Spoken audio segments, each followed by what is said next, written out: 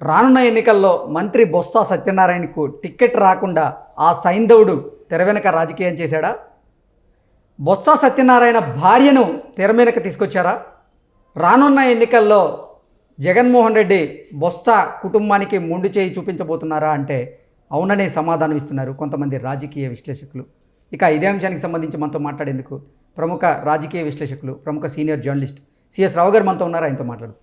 Sir hi sir. Hello Krishna sir, రానున్న ఎన్నికల్లో బొత్స సత్యనారాయణ గారికి టికెట్ ఇవ్వడం లేదు, ఆ సైంధవుడే తెర వెనక రాజకీయం చేశాడు అంటూ ఒక వార్త ఇప్పుడు సోషల్ మీడియాలో చక్కర్లు కొడుతోంది. మరోవైపేమో విశాఖ ఎంపీ నుంచి బొత్స ఝాన్సీ గారు పోటీ చేయబోతున్నారు వైఎస్ఆర్సీపీ నుంచి. రానున్న ఎన్నికల్లో ఆవిడకి టికెట్ కన్ఫర్మ్ అయిందంటూ కూడా ఒక వార్త బయటకు వచ్చింది. అంటే ఇక్కడ బొత్స సత్యనారాయణ గారికి మొండి చేయి చూపించి బొత్స ఝాన్సీ గారిని తెర మీదకి తీసుకొచ్చారు. ఇంకా బొత్స సత్యనారాయణ గారి రాజకీయ జీవితం ప్రశ్నార్థకమే అంటూ కూడా కొంతమంది విశ్లేషకులు చెప్తున్న నేపథ్యంలో ఈ అంశం మీద మీ విశ్లేషణ ఏంటంటే? ఇప్పుడు దీని మీద బొత్స కూడా స్పందించారు. బొత్స సత్యనారాయణ స్పందించారు. ఆయన సీనియర్ లీడర్స్ ఇప్పుడు ప్రస్తుతం మంత్రిగా ఉన్నారు. ఆయన ఏం చెప్తున్నారు, జగన్మోహన్ రెడ్డి ఏ నిర్ణయం తీసుకున్నా కానీ మేము కట్టుబడి ఉంటాము, జగన్మోహన్ రెడ్డితో కలిసి మేము పనిచేస్తామని చెప్పి చెప్తూ ఉన్నారు. అందరూ అదే చెప్తున్నారు. ఎవరికి వాళ్ళే వ్యతిరేకంగా పనిచేస్తున్నారు, కొంతమంది అండర్ గ్రౌండ్లోకి వెళ్ళిపోతున్నారు. ఇప్పుడు బొత్స సత్యనారాయణ వంతు వచ్చింది. బొత్స సత్యనారాయణకి అసలు సీట్ ఇస్తారా లేదా అనేటువంటి ఒక క్వశ్చన్ వేసుకుంటే, ఈ మధ్యకాలంలో జరిగినటువంటి పరిణామాలను ఒకసారి మనం అవలోకనం చేసుకుంటే కనుక బొత్స సత్యనారాయణకి సీట్ ఇస్తారా లేదా అనేది ఒక ఒపీనియన్కి రావచ్చు మనం. సో బొత్స సత్యనారాయణ విద్యాశాఖ మంత్రిగా ఉన్నారు. విద్యాశాఖలో ఉన్నటువంటి అనేకమైనటువంటి అంశాలు ఈ మధ్యకాలంలో బయటకు వచ్చాయి. బైజూస్ దగ్గర నుంచి తర్వాత బైజూస్తో పాటు ఇంకేమని ఐఎల్టీఎస్ అనా టోఫెల్ ఒకటి, తర్వాత ఇంటర్మీడియట్ విద్యార్థులకు సంబంధించినటువంటి సర్టిఫికేట్ల అంశం ఒకటి, తర్వాత ఈ మధ్యకాలంలో ట్యాబ్స్ ఇష్యూ, ట్యాబ్స్లో విద్యార్థులకు పంపించినటువంటి ట్యాబ్స్లో ఎంత కుంభకోణం జరిగింది అనేది ఒకటి, తర్వాత విద్యార్థులకు ఇచ్చేటువంటి అమ్మఒడిలో జరిగినటువంటి అవకతవకలు, ఇవన్నీ దాదాపుగా ఒక 7-8 ఇష్యూస్ విద్యాశాఖలో ఉన్నటువంటి అక్రమాలు అనేది బయటకు వచ్చాయి. గతంలో మనం కూడా చేసుకున్నాం సార్. పొమ్మన్ లేక జగన్మోహన్ రెడ్డి బొత్స సత్యనారాయణకి పొగబెడుతున్నారు. పొమ్మన్ లేక పొగబెట్టేటువంటి కార్యక్రమం అనేది సహజంగా ఏ రాజకీయ పార్టీలు అయినా కానీ చేస్తూ ఉంటారు సీనియర్స్ మీద. ఎందుకంటే సీనియర్స్ని ఆల్ ఆఫ్ సడన్గా తీసేసేటువంటి ధైర్యం ఏ రాజకీయ పార్టీ కూడా చెయ్యదు. అందుకని ఏం చేస్తూ ఉంటారంటే, వాళ్ళకు సంబంధించిన డిపార్ట్మెంటు లేదంటే వాళ్ళకి సంబంధించినటువంటి అంశాలని, నెగిటివ్ అంశాలని ఎలివేట్ చేసి మీడియాలో లీక్ చేసి ఆ తర్వాత వాళ్ళని కార్నర్కి పంపించేసి ఆ తర్వాత వాళ్ళు ఏదైతే అనుకుందో అధిష్టానం దాన్ని రీచ్ అవుతారు. అందుకే రాజకీయాల్లో హత్యలు ఉండవు, ఓన్లీ ఆత్మహత్యలే ఉంటాయని చెప్పి అంటూ ఉంటారు. సో ఇప్పుడు బొత్స సత్యనారాయణ గత కొన్ని రోజులుగా కూడా ఈ అంశాలన్నీ వెంటబడుతున్నటువంటి క్రమంలో బొత్స సత్యనారాయణ మీద గుడ్ విల్ ఉన్నట్టా లేనట్టా అనేది మనం క్వశ్చన్ చేసుకుంటే, ఇప్పుడు ఏ డిపార్ట్మెంట్ నుంచి రానటువంటి అవకతవకలు అక్రమాల వ్యవహారాలు ఒక విద్యాశాఖ నుంచి ఎందుకు వస్తున్నాయి అంటే, మిగతా డిపార్ట్మెంట్లో అవకతవకలు అక్రమాలు లేవా? ఇప్పుడు మైనింగ్ ఉంది, మైనింగ్లో అనేకమైనటువంటి అక్రమాలు ఉన్నాయి. విద్యుత్ శాఖ ఉంది, విద్యుత్తులో అనేకమైనటువంటి అక్రమాలు ఉన్నాయి. దేంట్లో లేవు? టౌన్ ప్లానింగ్ ఇప్పుడు లేవా? పట్టణ ప్రణాళికలో లేదా? పట్టణ శాఖలో లేదా? మరి కేవలం వ్యవసాయ శాఖలో లేవా? కేవలం బొత్స సత్యనారాయణ వెంటనే ఎందుకు పడుతూ ఉన్నారు అంటే, బొత్స సత్యనారాయణ పక్కన పెట్టడానికి గత సంవత్సరం నుంచి ఒక ప్లాన్ వేసుకున్నారు అనేది ఆయన అనుచరులు కానీ ఆయన అభిమానులు కానీ చెప్పేటువంటి మాట. వీలున్నంత వరకు బొత్స సత్యనారాయణని రాజకీయాల నుంచి పక్కకు తప్పించాలి అనేటువంటి ఒక ప్రయత్నం గత కొంతకాలంగా జరుగుతుంది. దాంట్లో భాగంగా ఏకాఏకన కంప్లీట్గా పక్కన పెట్టేస్తే ఉత్తరాంధ్రలో, ప్రత్యేకించి విజయనగరం జిల్లాలో ఎఫెక్ట్ పడుతుంది. కాబట్టి ప్రత్యామ్నాయంగా ఆయన సతీమణి ఎవరైతే ఉన్నారో ఆ సతీమణిని ప్రత్యక్ష రాజకీయాల్లోకి తీసుకొచ్చేటువంటి ప్రయత్నం చేస్తూ ఉంది వైఎస్ఆర్ కాంగ్రెస్ పార్టీ. ఎందుకంటే అంతకుముందు ఆమె బొత్స ఝాన్సీ ఎంపీగా పోటీ చేసి ఆల్రెడీ ఆమె జడ్పీ చైర్మన్, అప్పుడు జడ్పీ చైర్మన్ నుంచి నేరుగా తీసుకొచ్చి ఎంపీగా చేసి రాజశేఖర్ రెడ్డి ఆమెని గెలిపించడం జరిగింది. సో ఎంపీగా మంచి పర్ఫార్మెన్స్ ఉంది, ఆవిడకి మంచి పేరు కూడా ఉంది ఆవిడ. ప్లస్ బొత్స సత్యనారాయణ కన్నా కూడా ఎడ్యుకేటెడ్, ప్లస్ హిందీ అనర్గళంగా మాట్లాడగలరు బొత్స ఝాన్సీ. నాకు కూడా తెలుసు, అంటే ఫస్ట్ టైం ఎంపీ అయినప్పుడు నాకు తెలుసు, నేను అప్పుడు ఢిల్లీలో ఉన్నాను. ఆమె పార్లమెంట్లో ఆమె మాట్లాడేటువంటి ప్రసంగం విని అక్కడ ఉండేటువంటి నార్త్ ఇండియన్సే ఆశ్చర్యపోయేటువంటి పరిస్థితి. సో కాబట్టి ఆమెకు ఉండేటువంటి క్యాపబిలిటీ, ఆమెకు ఉండేటువంటి సామర్థ్యాన్ని గుర్తించినటువంటి వైఎస్ఆర్ కాంగ్రెస్ పార్టీ బొత్స ఝాన్సీని ప్రత్యక్షంగా ఈసారి పోటీలోకి దించాలి అనేటువంటి ఒక నిర్ణయం తీసుకుంది. At the same time Botsa సత్యనారాయణని పక్కన పంపించాలి అని అంటే బొత్స ఝాన్సీకి టికెట్ ఇవ్వాలి. బట్ రాజశేఖర రెడ్డి ఉన్నప్పుడు బొత్స సత్యనారాయణ మినిస్టర్గా ఉన్నాడు, ఆమెమో ఎంపీగా ఉంది.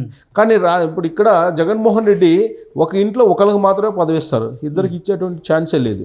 సో ఇప్పుడు ఆ ఈక్వేషన్ విశాఖ ఎంపీ నుంచి కనుక బొత్స ఝాన్సీ పోటీ చేస్తే మరి చీపురుపల్లి పరిస్థితి ఏంటి సార్? చీపురుపల్లిలో ఈసారి బొత్స సత్యనారాయణ గారికి చరమగీతం పడినట్టేనా? ఇప్పుడు బొత్స ఝాన్సీని వైజాగ్ నుంచి పోటీ చేయించాలి అనేటువంటి ఒక ఆలోచన వైఎస్ఆర్ కాంగ్రెస్ పార్టీ చేస్తున్నట్టు గత 2 రోజుల నుంచి వస్తున్నటువంటి న్యూస్. సరే, బొత్స ఝాన్సీని వైజాగ్ నుంచి పోటీ చేపిస్తారు. ఇప్పుడు మీరు అన్నట్టు చీపురుపల్లి పరిస్థితి ఏంది? విజయనగరంలో బొత్స సత్యనారాయణ ఏంటంటే బొత్స సత్యనారాయణకి ఆల్రెడీ సంకేతాలు ఇచ్చేశారు, టికెట్ ఈసారి అతనికి ఇచ్చేటువంటి పరిస్థితి లేదని చెప్పి ఇచ్చేశారు. ఇచ్చిన తర్వాత ప్రత్యామ్నాయంగా అతన్నే చూపించమంటున్నారు, క్యాండిడేట్ని అతన్నే చూపించమంటున్నారు. ప్లస్ అతనైతే ఓడిపోతాడు అనేటువంటి సర్వే రిపోర్ట్స్ చూపిస్తున్నారు అనేది ఇప్పుడు తాడేపల్లి క్యాంప్ ఆఫీస్లో జరుగుతున్నటువంటి చర్చ. సో ఆ విషయం తెలుసుకున్నటువంటి బొత్స సత్యనారాయణ గత 24 hours నుంచి టచ్లో లేరనేది ఆయన మీద కూడా వస్తుంది. సో ఫోన్ స్విచ్ ఆపుకున్నారని ఆయన ఆల్మోస్ట్ రాత్రి నుంచి ఆదివారం సాయంత్రం నుంచి ఫోన్ స్విచ్ ఆపుకున్నారు, వైఎస్ఆర్ కాంగ్రెస్ పార్టీ అధిష్టానానికి టచ్లో లేరు అనేది కూడా ఒకటి స్ప్రెడ్ అవుతుంది సోషల్ మీడియాలో. అయితే అంగన్వాడీ విషయంలో ఆయన ఏదో రెస్పాండ్ అయినట్టున్నాడు, మరి ఎక్కడి నుంచి రెస్పాండ్ అయ్యారో తెలియదు. సోషల్ మీడియాలో అయితే ఆయన రెస్పాండ్ అయిన న్యూస్ వస్తుంది. బట్ ఆయన అట్ ద సేమ్ టైం ఆయన అసలు అధిష్టానానికి టచ్లో లేరు, ఫోన్ స్విచ్ ఆపుకున్నాను నిన్నటి నుంచి అని చెప్పి వస్తుంది. ఆయన ఫోన్ స్విచ్ ఆపుకున్నప్పటి నుంచే బొత్స ఝాన్సీ పేరు వైజాగ్ ఎంపీగా పోటీ చేయబోతున్నారు వైఎస్ఆర్ కాంగ్రెస్ పార్టీ తరఫు నుంచి అని చెప్పి ఆ న్యూస్ వస్తుంది. అంటే ఒక ఇంట్లో ఒకరికి అవకాశం ఇస్తాడు జగన్మోహన్ రెడ్డి, ఒక ఇంట్లో ఇద్దరికి అవకాశం అనేది very rare cases. Peddireddy Ramachandra Reddy విషయంలో జరిగింది అది. మిథున్ రెడ్డికి వాళ్ళ అబ్బాయికి అతనికి ఇద్దరికి ఇవ్వడం జరిగింది. సో కాబట్టి బొత్స సత్యనారాయణని అసలు ఉత్తరాంధ్రలో ప్రత్యేకించి విజయనగరంలో తన నాయకత్వాన్ని మార్చేసేయాలనేటువంటి ఉద్దేశంతో జగన్మోహన్ రెడ్డి ఉన్నప్పుడు అసలు బొత్స సత్యనారాయణ ప్రాధాన్యత ఎందుకు ఇస్తారు? బొత్స సత్యనారాయణ వాళ్ళ సతీమణికి అవకాశం ఇచ్చి వైజాగ్ నుంచి ఎంపీగా ఢిల్లీకి పంపించేసి రాష్ట్ర రాజకీయాల్లో బొత్స సత్యనారాయణ ప్రమేయం లేకుండా చేసేటువంటి ప్రయత్నం జరుగుతుంది వైఎస్ఆర్ కాంగ్రెస్ పార్టీలో. ఆ విషయం తెలుసుకున్నటువంటి బొత్స సత్యనారాయణ ఇప్పుడు కొంత అసహనంగా అసంతృప్తిగా ఫోన్ స్విచ్ ఆఫ్కొని ఉన్నారని చెప్పి తెలుస్తుంది. సో ఇప్పుడు సీనియర్ మంత్రి ఆయన ఏమైనటువంటి పరిస్థితి లేదు బొత్స సత్యనారాయణని. ఇలాంటి పరిస్థితుల్లో జగన్మోహన్ రెడ్డి ఏ నిర్ణయం తీసుకుంటారు? ఒకవేళ జగన్మోహన్ రెడ్డి బొత్స ఝాన్సీకి ఎంపీ ఇస్తే చీపురుపల్లిలో నాకు మళ్ళీ టికెట్ ఇవ్వని చెప్పి అడుగుతారు బొత్స సత్యనారాయణ, ఎట్టి పరిస్థితుల్లో అడుగుతారు. బొత్స సత్యనారాయణ కాదని చెప్పి వేరే వాళ్ళని అక్కడ పెట్టేటువంటి పరిస్థితి కూడా లేదు. సో ఇలాంటి పరిస్థితుల్లో జగన్మోహన్ రెడ్డి ఏ నిర్ణయం తీసుకుంటాడు అనేది ఆసక్తికరమైన అంశం. At the same time Vizag నుంచి ఎంపీగా పోటీ చేసేందుకు ఝాన్సీ అసలు రెడీగా ఉంటారా లేదా అనేది కూడా ఇంకొక క్వశ్చన్. ఎందుకంటే అక్కడ బలమైనటువంటి అభ్యర్థి ఉన్నాడు తెలుగుదేశం పార్టీకి, చాలా స్వల్ప మెజార్టీతో ఓడిపోయారు 2019 ఎన్నికల్లో భరత్. అలాగే అక్కడ జేడీ లక్ష్మీనారాయణ ఉన్నాడు, గత ఎన్నికల్లో జనసేన పార్టీ నుంచి పోటీ చేసి ఈసారి కొత్త పార్టీ తరఫు నుంచి పోటీ చేయడానికి ఆయన రెడీ అవుతున్నాడు. ఇంకొక వైపు కాంగ్రెస్ పార్టీ కూడా ఆడ అభ్యర్థిని నిలిపే అవకాశం ఉంది. సో నాన్ లోకల్స్ని ఆదరించేటువంటి మనస్తత్వం ఉన్నటువంటి ఓటర్లు వైజాగ్లో ఉన్నారు. అయినప్పటికీ కూడా బొత్స ఝాన్సీ అక్కడికి వెళ్తే వైజాగ్ సిచ్యువేషన్ డిఫరెంట్. ఇప్పుడు విజయనగరం నుంచి వైజాగ్కి వెళ్తే అక్కడ వైజాగ్లో బొత్స ఝాన్సీని ఆదరిస్తారా లేదా అనేటువంటి ఒక సందేహం ఉంది. అయితే ఆయన సర్వేల ప్రకారం అయితే బొత్స ఝాన్సీ వైజాగ్ నుంచి ఎంపీగా మంచి క్యాండిడేట్ అవుతారనేది వైఎస్ఆర్ కాంగ్రెస్ పార్టీ అధిష్టానం యొక్క ఆలోచన. ఆ మేరకు ఐపాక్ సర్వే ఏదో ఇచ్చారని చెప్పి చెప్తున్నారు. సో ఈ నేపథ్యంలో మొత్తం మీద ఏంటంటే బొత్స సత్యనారాయణని రాజకీయంగా భవిష్యత్తు లేకుండా చేసేటువంటి ఒక కార్యక్రమం అయితే జరుగుతుందనేది ఆయన అభిమానుల్లో ఉన్నటువంటి ఒక అభిప్రాయం. సో అందుకే బొత్స ఝాన్సీని వైజాగ్ నుంచి పంపిస్తున్నారంట. వైజాగ్ నుంచి కనుక ఆమె చేత పోటీ చేపిస్తే ఇక్కడ ఈయన క్లోజ్ అయ్యేటువంటి అవకాశం ఉంది. అల్టిమేట్గా జగన్మోహన్ రెడ్డి ఏదనుకుంటున్నారో ఆ టార్గెట్ రీచ్ అయ్యేటువంటి ఛాన్సెస్. అసలు బొత్స సత్యనారాయణకి టికెట్ రాకుండా అడ్డుకున్న ఆ సైంధవుడు ఎవరు అంటే అసలు పాయింట్ అది. ఎవరు ఆయనకి టికెట్ రాకుండా ఆయన్ని కార్నర్ చేయాలనుకుంటున్నారని అంటే ఉత్తరాంధ్రలో ఇప్పుడు ప్రెసిడెంట్ ఎవరున్నారు, కోఆర్డినేటర్గా ఇన్ఛార్జ్గా ఎవరున్నారు? ఉత్తరాంధ్ర వైఎస్ఆర్ కాంగ్రెస్ పార్టీ ఇన్ఛార్జ్ ఎవరున్నారు? వైవి సుబ్బారెడ్డి ఉన్నారు. అంతకుముందు ఎవరున్నారు? విజయసాయిరెడ్డి ఉన్నారు. సో విజయసాయిరెడ్డి ఉన్నప్పుడు కానీ వైవి సుబ్బారెడ్డి ఉన్నప్పుడు కానీ వాళ్ళ అండర్లో పనిచేయడానికి కానీ వాళ్ళతోటి మింగిలి కావడానికి కానీ బొత్స ఎప్పుడు కూడా సిద్ధంగా లేరు. ఎందుకంటే సీనియర్ పొలిటీషియన్ ఆయన. సో విజయసాయిరెడ్డి ఉన్నప్పుడు ఆయన అనుకూలంగా లేరు, వైవి సుబ్బారెడ్డి ఉన్నప్పుడు వైవి సుబ్బారెడ్డికి అనుకూలంగా బొత్స సత్యనారాయణ లేరు. సీనియర్ లీడర్ కాబట్టి ఆయనకై ఆయన సొంత పందాల్లో వెళ్తూ ఉంటారు. సో కాబట్టి ఇక్కడ ఉత్తరాంధ్రలో అడ్డుపడ్డ ఎవరు?